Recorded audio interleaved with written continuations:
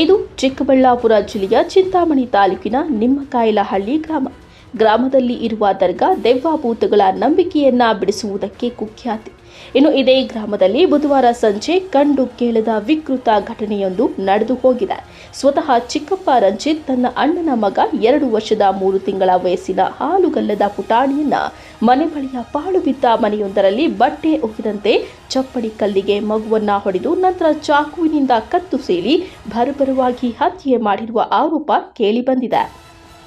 ಇನ್ನು ವಿಷಯ ತಿಳಿಯುತ್ತಿದ್ದಂತೆ ಚಿಕ್ಕಬಳ್ಳಾಪುರ ಎಸ್ಪಿ ಡಿಎಲ್ ನಾಗೇಶ್ ಬಟ್ಲಹಳ್ಳಿ ಠಾಣೆಯ ಪೊಲೀಸರು ಸ್ಥಳಕ್ಕೆ ಭೇಟಿ ನೀಡಿ ಪರಿಶೀಲನೆ ನಡೆಸಿದ್ದಾರೆ.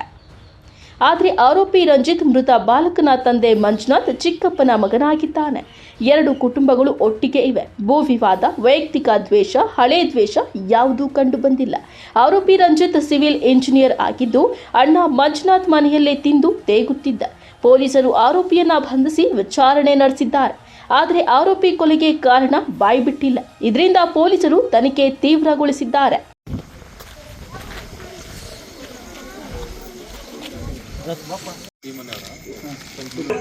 ಮಧ್ಯಾಹ್ನ ಸ್ನಾನ ಮಾಡಿಕೊಂಡು ಬಂದಿದ್ದೆ. ಫೋನ್ ಚಾರ್ಜಿಂಗ್ ಇಲ್ಲ ಅಂತಂದಿದ್ದೆ. ಫೋನಲ್ಲಿ ಅವನು ಅವ್ರ ಅಮ್ಮ ಅಂತಿದ್ದ. ಸರಿ ಅಂತ ನಾನು ಇಲ್ಲಿ ಬಂದುಬಿಟ್ಟೆ. 5 ನಿಮಿಷ ಕರ್ಕೊಂಡೋಗಿದ್ದೆ. 5 ನಿಮಿಷ ಹಿಂಗೆ ಹೋಗಿದ್ದಾಗ ಅವರಮ್ಮ ಕಾಸು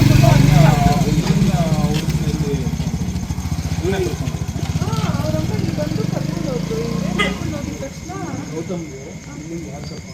ಅವರಮ್ಮ ಅಂತ ಹೇಳಿದ್ರೆ ಈ ಥರ ಗೌತಮ್ ನೆಟ್ಕೊಂಡು ಹೋಗಿದ್ದಾರೆ ಅಂತಂದರು. ಗೌತಮ್ ನೆಟ್ಕೊಂಡು ಹೋಗಿದ್ದಾರೆ ಅಂತದಕ್ಕೆ ನಾನು ಹೋದೆ. ಅಲ್ಲಿಂದ ಹೋಗಿ ಅಲ್ಲಿ ಹಳೆ ಮನೆಯಲ್ಲಿ ಟಾರ್ಚ್ ತಗೊಂಡು ಹೋಗು ಅಂತಂದರು. ಟಾರ್ಚ್ ತಗೊಂಡು ಹೋಗಿ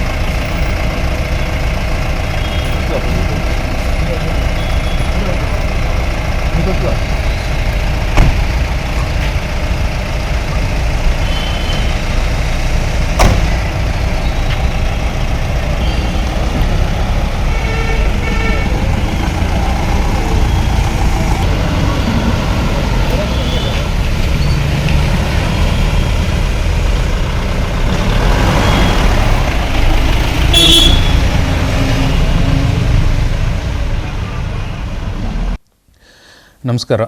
ನಿನ್ನೆ ದಿನಾಂಕ 19/6/2024 ನಮ್ಮ ಚಿಕ್ಕಬಳ್ಳಾಪುರ ಜಿಲ್ಲೆಯ ಬಟ್ಲಹಳ್ಳಿ ಪೊಲೀಸ್ ಠಾಣಾ ವ್ಯಾಪ್ತಿಯ ನಿಮ್ಮಕಾಯಲಹಳ್ಳಿ ಎಂಬ ಒಂದು ಗ್ರಾಮದಲ್ಲಿ ಸಂಜೆ ಸುಮಾರು 4:15 4:45 ಮಧ್ಯದಲ್ಲಿ ಅದೇ ಗ್ರಾಮಕ್ಕೆ ಸೇರಿರ್ತಕ್ಕಂಥ ಒಬ್ಬ ಮಂಜುನಾಥ್ ಸನ್ ಆಫ್ ಮಾರಪ್ಪ ರೆಡ್ಡಿ ಅನ್ನುವ ವ್ಯಕ್ತಿಯ 2 ವರ್ಷ 3 ತಿಂಗಳು ವಯಸ್ಸಿನ ಒಬ್ಬ ಬಾಲಕನನ್ನು ಅವರ ಸೋದರ ಸಂಬಂಧಿಯಾದಂತಹ ರಂಜಿತ್ ಕುಮಾರ್ ಎಂಬಾತನು ಕರ್ಕೊಂಡೋಗಿ ಒಂದು ಪಾಳು ಬಿದ್ದ ಮನೆಯಲ್ಲಿ ಆತನಿಗೆ ಯಾವುದೋ ಒಂದು ಹರಿತವಾದ ಆಯುಧದಿಂದ ಕತ್ತು ಕೊಯ್ದು ಮತ್ತು ತಲೆಗೆ ಕೂಡ ಯಾವುದೋ ಒಂದು ಬಲವಾದ ಹೊಡೆದು ಆತನನ್ನು ಕೊಲೆ ಮಾಡಿರ್ತಾನೆ.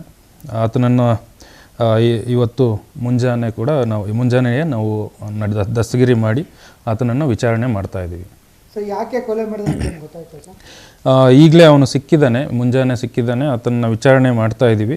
ಅವರಿಬ್ಬರ ನಡುವೆ ಯಾವುದೂ ಸಿವಿಲ್ ಡಿಸ್ಪ್ಯೂಟ್ ಆ ಥರ ಯಾವುದೂ ಹಳೆ ದ್ವೇಷ ಯಾವುದೂ ಇದ್ದಿರಲಿಲ್ಲ. 2 ಫ್ಯಾಮಿಲೀಸು ಜೊತೆ ಚೆನ್ನಾಗೇ ಇದ್ದಿದ್ದಾರೆ. ಬಟ್ ಎಕ್ಸಾಕ್ಟ್ ರೀಸನ್ ಏನು ಅನ್ನೋದನ್ನು ನಾವು ವಿಚಾರಣೆ ಮಾಡ್ತಾ ಇದ್ದೀವಿ. ಯಾವುದೋ ಒಂದು ಕ್ಷುಲ್ಲಕ ವಿಚಾರ ಇರಬೇಕು ಅಂತ ನಾವು ಭಾವಿಸ್ತಾ ಇದ್ದೀವಿ. ಅದನ್ನು ಡೀಟೇಲ್ಸು ನಾವು ಇಂಟ್ರೋಗೇಷನಲ್ಲಿ ತೊಗೊಂಬರ್ತೀವಿ. ಸರ್, ಈಗ ಆರೋಪಿ ಮೆಂಟಲಿ ಸ್ಟೇಬಲ್ ಇದ್ದಾರೆ ಸರ್?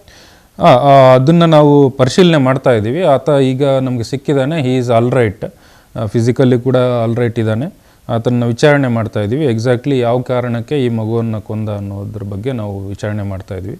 ಆದಷ್ಟು ಬೇಗ ಎಕ್ಸಾಕ್ಟ್ ರೀಸನ್ನ ನಾವು ಪತ್ತೆ ಮಾಡ್ತೀವಿ. ಸರಿ, ಆರೋಪಿಯನ್ನು ಮನೆ ಕಟ್ಟಿಸ್ತಿದ್ದ ಅಂತ ಮಾಹಿತಿ ಇದೆ. ಬಲಿ ನರಬಲಿ ಆ ಥರ ಏನಾದರೂ ಉಂಟಾ ಸರ್? ಆ ಥರದ್ದು ಏನು ಕಂಡು ಬರ್ತಾ ಇಲ್ಲ. ಮನೆ ಕಟ್ಸಿದ್ದಾನೆ, ಕೆಲವೊಂದು ಬಾಡಿಗೆಗೆ ಅಂತ ಮಾಡಿದ್ದಾನೆ. ಆತ ಚಿಂತಾಮಣಿಯಲ್ಲೂ ಕೂಡ ವಾಸ ಇರ್ತಾ ಇದ್ದ, ಇಲ್ಲಿ ಬಂದು ಕೆಲವೊಂದು ದಿನ ಇದ್ದು ಹೋಗ್ತಾ ಇದ್ದ. ಸೊ ಈಗ ಸದ್ಯಕ್ಕೆ ಆತ ನರ ಬಲಿ ಕೊಡೋ ಅಂಥದ್ದು ಅಲ್ಲೇನೂ ಇಲ್ಲ. ಯಾಕಂದರೆ ಅವನು ಕೊಲೆ ಮಾಡಿರುವಂಥ ಸ್ಥಳ ಇವರು ವಿಕ್ಟಿಮ್ ಮನೆ ಪಕ್ಕದಲ್ಲೇ ಇರ್ತಕ್ಕಂಥ ಒಂದು ಪಾಳು ಬಿದ್ದ ಸ್ಥಳ. ಸೊ ಅಲ್ಲಿ ಯಾವುದು ಮನೆ ಕಟ್ತಾ ಇರೋದು ಏನೂ ಇಲ್ಲ. ಸೊ ಆದ್ದರಿಂದ ನರಬಲಿ ಅನ್ನೋದು ಚಾನ್ಸಸ್ ಭಾಳ ಕಡಿಮೆ ಇದೆ. ಬಟ್ ಇಲ್ಲಿಗಲ್ ರಿಲೇಷನ್ ಆ ಥರ ಏನೋ ಉಂಟು? ಅದನ್ನು ನಾವು ಪರಿಶೀಲನೆ ಮಾಡ್ತಾ ಇದ್ದೀವಿ. ಅವ್ನು ಇಂಟ್ರಾಗೇಟ್ ಮಾಡಿ ಎಕ್ಸಾಕ್ಟ್ ರೀಸನ್ ಏನು ಅನ್ನೋದನ್ನು ನಾವು ಪತ್ತೆ ಮಾಡ್ತೀವಿ. ಸರ್, ಆರೋಪಿ ಕೃತ್ಯದ ನಂತರ ಫಾರೆಸ್ಟಲ್ಲೇ ಕಾಣೆ ಆಗಿದ್ದ, ಪೊಲೀಸರು ಕೋಂಬಿಂಗ್ ಮಾಡಿ ಬಂಧಿಸಿದಾರಂತ ಮಾಹಿತಿ ಉಂಟು? ಹೌದು. ಇಮ್ಮಿಡಿಯೇಟ್ಲಿ ಆಫ್ಟರ್ ದ ಅಫೆನ್ಸು ಆತ ತಪ್ಪಿಸ್ಕೊಂಡಿರ್ತಾನೆ, ಪರಾರಿಯಾಗಿರ್ತಾನೆ. ನಮ್ಮ ಪೊಲೀಸರು ಘಟನೆ ಬಗ್ಗೆ ಮಾಹಿತಿ ಬಂದ ಕೂಡಲೇ ಆತನನ್ನು ಪತ್ತೆ ಮಾಡಲಿಕ್ಕೆ ವಿವಿಧ ಟೀಮ್ಸ್ ಆಗಿ ಮಾಡಿ ಬೇರೆ ಬೇರೆ ಕಡೆ ಕೋಂಬಿಂಗು ಮಾಡ್ತಾಯಿದ್ರು, ಮಾಹಿತಿ ಕೂಡ ಕಲೆ ಆಗ್ತಾಯಿದ್ರು, ಫೋನ್ ಕೂಡ ಸ್ವಿಚ್ ಆಫ್ ಮಾಡಿದ್ದ.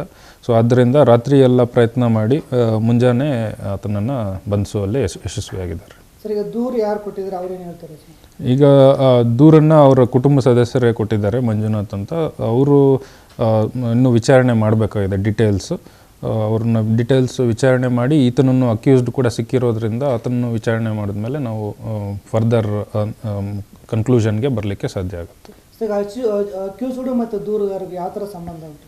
ಅವರಿಬ್ಬರು ಸೋದರ ಸಂಬಂಧಿರು. ಈ ಮಂಜುನಾಥ್ ಅವರ ತಂದೆ ಅಂದರೆ ವಿಕ್ಟಿಮ್ ಅವರ ತಾತ, ಮತ್ತು ಈ ಅಕ್ಯೂಸ್ಡ್ ರಂಜಿತ್ ಕುಮಾರ್ ಅವರ ತಂದೆ, ಅವರಿಬ್ಬರು ಅಣ್ಣನ ತಮ್ಮಂದಿರು ಅಂತ ಹೇಳ್ತಾರೆ, ಒಂದೇ ಕುಟುಂಬದವರು.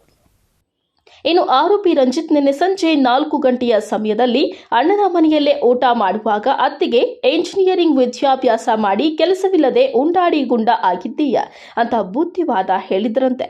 ಸಿಟ್ಟುಗೊಂಡು ಮಗುವಿನ ಜೊತೆ ಕೆಲ ಹೊತ್ತು ಆಟವಾಡಿದ್ದಾನೆ. ನಂತರ ಮಗುವನ್ನ ಕರೆದುಕೊಂಡು ಹೋಗಿ ಅತ್ತಿಗೆ ಮೇಲಿನ ಕೋಪಕ್ಕೆ ಬರ್ಬರವಾಗಿ ಹತ್ಯೆ ಮಾಡಿದ್ದಾನೆ. ಪೊಲೀಸರ ಚುರುಕಿನ ತನಿಖೆಯಿಂದ ಹತ್ಯೆಯ ಕಾರಣ ಹೊರಬಿದ್ದಿದೆ. Aslam Pasha, MMTV news, Chintamani.